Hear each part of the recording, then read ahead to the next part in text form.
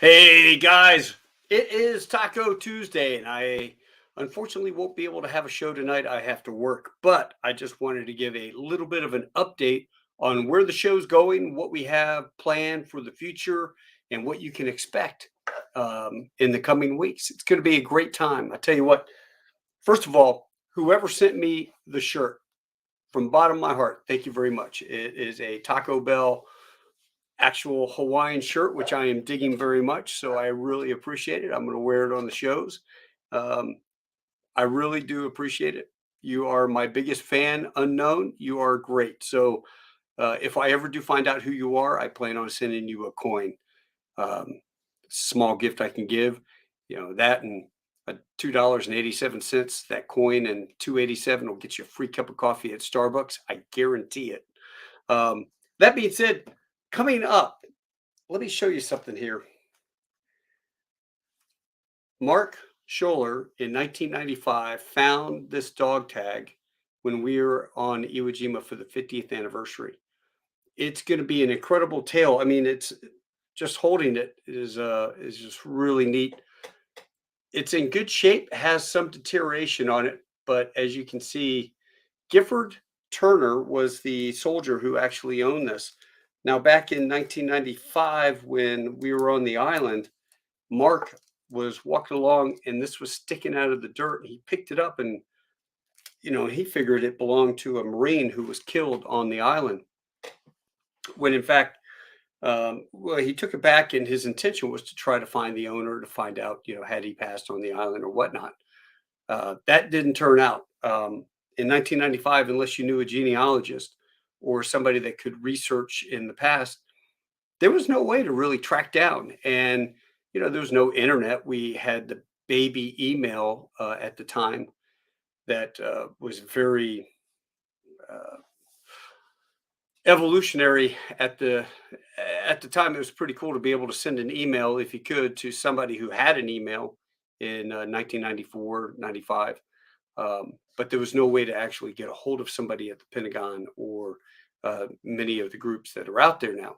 So the dog tag was wrapped up with a big bag of sand that he had in the bottom of one of his many boxes that over the years got moved, PCS moves and whatnot. And it wasn't until I was talking about the sand that you can see up behind me here, little bottles of sand that I started collecting. And thanks, Wayne, for my bottle from Okinawa. Um, I started talking about my collection and what it means to me as a Marine, some of the biggest battles that the Marines fought on.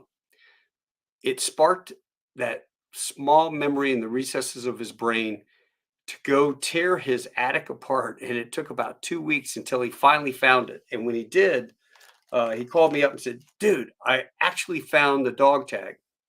Well, I gave that dog tag to information over to Zach Fike at Purple Hearts Reunited, who I love. And Zach basically within 2 hours sent me a text back with John Turner, the son's name and his phone number in Georgia. So it turns out he lives very close to a good Marine buddy of mine, Jake Raby down there. And so Jake is going to be a host for us, and we're going to return this dog tag. Mark, who found it, John the son, Jake the host, me as a witness of just a spectacular, um, just going to be neat to me. Home to return something that belonged to his dad. Mark and I were talking about it. Had we had the technology back then to be able to find um, his dad. His dad actually survived. So here's the backstory. His dad was in the army and got over there and basically he was part of the presence on the island to guard against the Japanese occupation or reoccupation, or basically the attacks that the hidden Japanese, which was a very real threat, would pose to all the servicemen that were working that place as a base now. And I have a picture. See if I can pull it up. I have a picture actually of his dad wearing the dog tag over in on Iwo Jima, and the dog tag. The story goes that his CO had pulled him in, had got into the bee hut and told everybody, "Get out, get into the caves. A typhoon's about to hit the island." So a typhoon did hit, and when they got out, it totally wiped out their bee hut was gone. And what we're thinking is perhaps the dog tags were on maybe the table next to his bunk, and somehow they got blown out onto the island because we have a picture of his dad actually wearing the dog tags, shirtless out there on the island. And I'll see if I can find that. But that's just it's just a neat deal, and I can't thank Jake enough for. Here we go. I can't thank Jake enough for hosting us. There's a picture of Gifford Turner, John's dad, on Iwo Jima, and he also had some other pictures of him on the island. See if I can find that. Kind of neat because it was a couple different photographs that were a collage put together. And so we're going to do that. Now we'll have the return. I'm going to do some video of that. And then what I plan on doing is bringing everybody together. Once I can get everybody together, we'll do a podcast, and we can kind of get some background. Scott and I, or Mark and I, can tell some stories about what it was like out on Iwo Jima at the time. That's just going to be neat. Looking forward to that. And then Dave Harden, who, if you guys remember years ago, I used to do a lot of stolen valor. I did kind of marine specialty. If it was a marine person, my friends would send me a marine. If it was Army, we sent it to John Layla. If it was poser Navy SEAL guy, we sent it to the chief, and just all sorts of angles on this. But it got to the point that literally 3 people a week were being exposed. I couldn't believe that in this day and age of social media and the availability of information, people would even try it. But it got to the point, though, that there's so many, it was a little bit frustrating. And then our friends Mark Seavey and John happened to expose a guy who, frankly, to me, his crime wasn't that great. He photoshopped his head on top of a photograph of a senior master chief wearing his uniform with all his ribbons. And I thought it was kind of stupid. So I didn't even, I mean, I thought the guy was really dumb, so I didn't post it.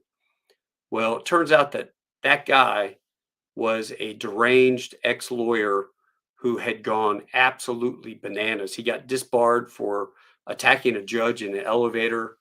And since he knew the system, he just threw frivolous lawsuit after frivolous lawsuit on everybody that was associated on that post on the website, This Ain't Hell. Caused a giant nightmare and headache for most of the people. In the end, they won. And in the end, this lunatic owned an airplane, and the airplane was going over to my friends. They were about to own an airplane when this guy took the airplane flying and I think committed suicide. Basically went up and then crashed the airplane. So, that was the end of that. But Dave took over once John passed, unfortunately, untimely death. And Dave has now valorguardians.com and militaryphonies.com. And so we're shooting the shit with him. And it basically said, you know what? I am going to have you on the show because I did one with Mark about stolen valor. This is going to be part 2 with Dave, because Dave has the latest one that they exposed was the girl that had the Purple Heart, Bronze Star, Combat V, or whatever. She had all this stuff, and she ended up going to jail for it. So it's not a crime anymore. I think the Fifth Circuit Court or something overturned that, or one of those.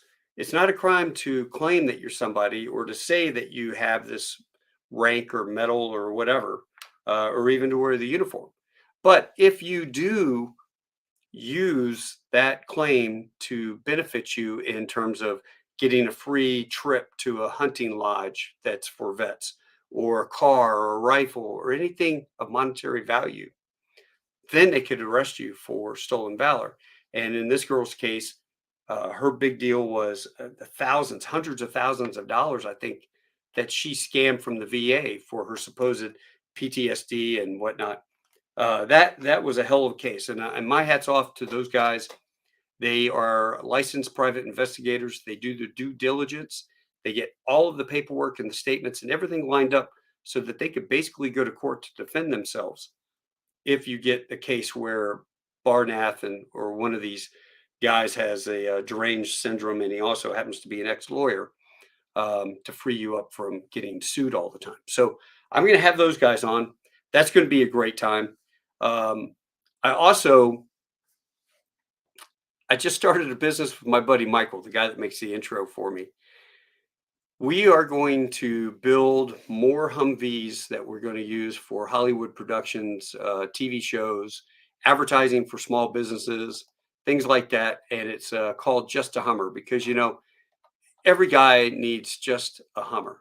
That's all they want, is just a Hummer. And these Hummers are going to be decked out just like we had them when we were over in Iraq or Afghanistan. As a matter of fact, here's a photo of one that we have that has a 50 on the front and 50 on the back. It has a tow rocket on the side and an M60. It's pretty awesome in terms of firepower. My old Fox and Ferret there, yeah, they're great, but I think the Hummers are going to be a lot easier to work on. Also gives my son something to do, so we'll do some updates about Just a Hummer LLC. Like it, share it, see what you think. Anyway, I see a bunch of people on here. Jim, Wedge, hey, Crash Sim, yep, yeah, Sim Crash Buddy. Um, Jim Grider, we call him Wedge. He's an Air Force F4 guy, former Helo guy too. He's the ultimate first RTAG RTP pilot. Wedge and I were training in a Super 80 in St. Louis, and literally a big, giant, massive Midwest thunderstorm passed right over the training facility, blew the power out. The sim dropped right as I was intercepting glide slope. The nose started to come down because you're on the glide slope. Well, when that happened, the sim crashed. He comes forward, flying up into the dash, and he's laying across us, across the instrument panel. Oh, he got all jacked up. And there's Leekster, another fellow airline pilot, F-14 pilot extraordinaire. Go watch his show. I did a podcast with Leekster about 2 years ago, and I got to tell you, between Leekster and Huggy, two of my favorite programs I ever recorded.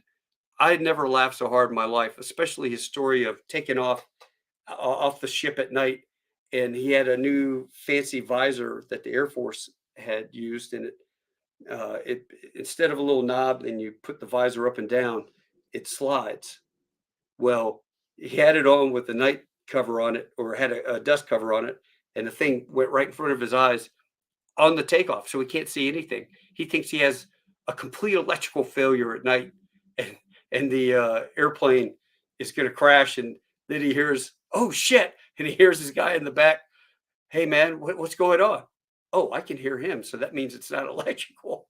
It's a great story, and he's also a host of F-14 Tomcat Show. So go over there, like, share their stuff. You all will love it.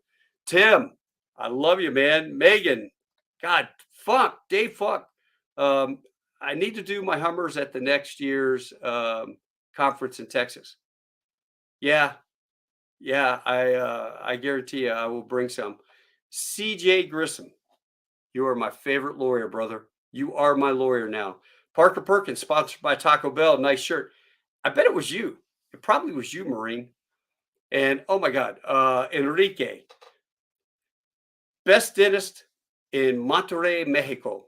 And Enrique and his wife were going on their honeymoon 20 some years ago. Was it 22 years ago? When my wife and I were going, and we ended up getting stuck in Puerto Rico for a night, partying like it was 1999. And then I used to fly down to Monterey all the time, so we'd go hang out down there. Great time. Listen, if you guys are just getting this, if you're just tuning in now, don't worry. This will be short. You can go back and replay it. It'll be saved and you can check it out at your convenience, driving in the car, listen to it, whatever. But I'm going to tell you a real quick story. I was strolling through my feed on Facebook. I like just watching the videos. We don't have cable news anymore, so I just kind of watch different video shows, news things. And I came across an old video of South Park, and it was the Japanese toilet clip from South Park. If you guys have ever seen that, and the the guy's a dope dealer, or he's a pot manufacturer in Colorado. And so he goes into the Home Depot and he says, "Hey, I need to buy a toilet, and I'm not poor. Give me the best one. I have money." And so the guy shows him the toilet, and he says, "Wow, that's nice." And he goes, "But if you are interested, you need to check out our selection of Japanese toilets." So they go back there, and the guy undoes a little special rope, and he goes into this display room. They even have a Japanese toilet that you can sit down and experience the uh, amenities of it. Well, that brought back a memory that I posted, and I'm going to post it up on my Tall Tales with Taco. I put it on Facebook, but it's I'll throw it on Tall Tales. Basically, what happened was I fly over to Japan. Now that's what does that take? About 14 hours, maybe. 13 hours, maybe 13 hours. I can't remember. We fly over to Tokyo. Um, I pack up all my stuff out of the flight deck and grab my bags. I have the USA Today that I got before I left. Or maybe they offered it in first class. Yeah, I think I snagged it from first class because I'm a pilot. I'm cheap. So I took the USA Today with me, and probably had already been read a couple times during the breaks and whatnot. Get to the hotel, and in Tokyo, we stay right there next to Narita, to the airport there in Narita. We go up the elevator. I'm like 12 floors up, and they're very tiny rooms. So when you walk into the room to the left, the bathroom, it's almost like they built the concrete portion of the building, and then they would take these plastic inserts of a bathroom and just plug it in to the plumbing that was there. So I go take my clothes. I'm sitting in t-shirt and underwear. I grab my newspaper, clomp over to the bathroom to go deposit some Texas fertilizer. And as I'm sitting there reading it, I happen to look over, and there was a little control panel next to me. Now, what you have to understand is everything, of course, is in hiragana, or it's in Japanese. I can't read it, all the symbols. But I'm looking at this thing. I'm like, what the hell is this?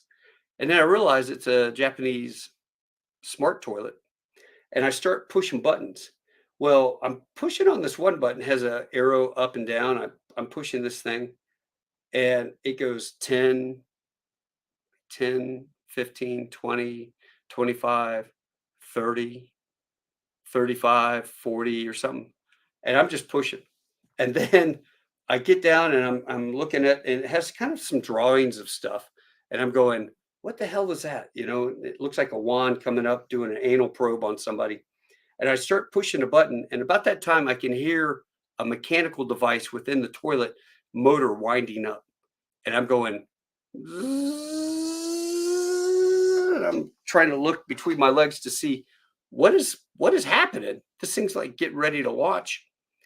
And this rod comes out to wash me underneath, but unbeknownst to my dumb idiot self, I had selected about 40 degrees Celsius, which is well over like 105 degrees Fahrenheit. And when that blast of water went up, it went up the sacred spot, and it launched me straight ahead, and that water went right up my crack, up the small of my back. I'm launched over, half in, half out of this little bathroom, and the weight on wheels hadn't quite gone off yet, and the water is shooting in an arc on top of me, and I'm getting splattered with this hot water, scalding water. I'm screaming like a little girl. It was not a comfortable ride home, back to the States the next day. let's just say I didn't sit very well, or I sat on one cheek, or yeah, it wasn't very comfortable. But watching that South Park episode, if you get a chance to watch that and then read my story, it ties in nicely together. You'll get a good laugh out of that. Pete Harmon, hey, I want to get on with you and Fig. Send me an invite. Get a time. Let's do it. And Pratt, good to see you, buddy. It's been a long time. It's 40 years since Blue Ridge. Peggy, I was a first timer. Yes, I admit it. That was not comfortable at all. But anyway, I figure that's kind of an update. I also have some other people that I'm looking at going. Doug Hanning, who just checked in. Doug and I are we're going up to a Medal of Honor dinner up in Gainesville on Friday. So there'll be a lot of people up there. Looking forward to that. Usually, let's see if I can get it. I've got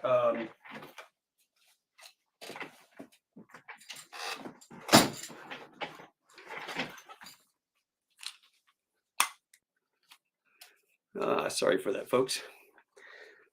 Those on video can see all the signatures I have of Alan Lynch and Doc and a bunch of Medal of Honor recipients that I had sign my rifle, my M1. I took this as kind of the rifle that my friend up in Boston uses, Melvin Morris.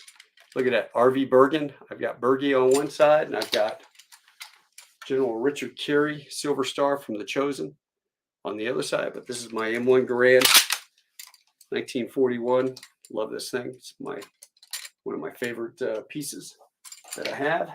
So I'm probably going to take that up and see if I can get some more folks to sign it. As I tell my wife, when in fact I do die one day, which you never know when your time is up, please don't sell my stuff for $1 at a garage sale, because it is worth a hell of a lot more than that when you start considering some of the coins I have in the back there. Like there's one coin from London, from the embassy at London. I had a guy offer me $300 for it on one of those coin collection sites when I posted the photo. So you guys remind my wife, if I pass, don't sell my crap for $1 at a garage sale.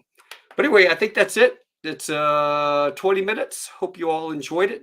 Until next time, if you have any questions, post them now. I will try to answer them as best I can. But, as you go through the deal, what is the airspeed of a swallow and 14 other million things? You never know. Never know what's going to happen. You guys take care. Adios, hasta luego. A Wiedersehen, tschüss, sheshini, au revoir, domo arigato gozaimasu, tando shinde kudasai. Ciao, arrivederci, tashikur, assalamu alaikum. Take care. Hoorah. Oh, wait a minute. You know what? I want to do this, right? I want to go make it official. Which one should I use? I'm going to do this one. This one.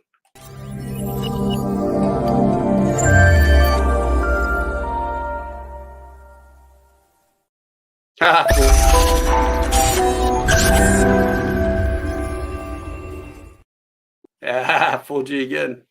How about this one?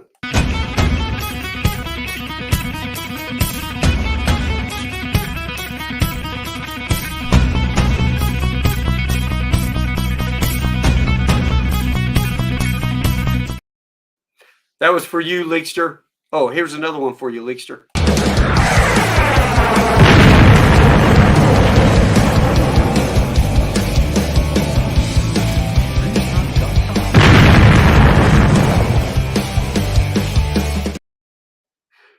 Oh my God, how could I even forget?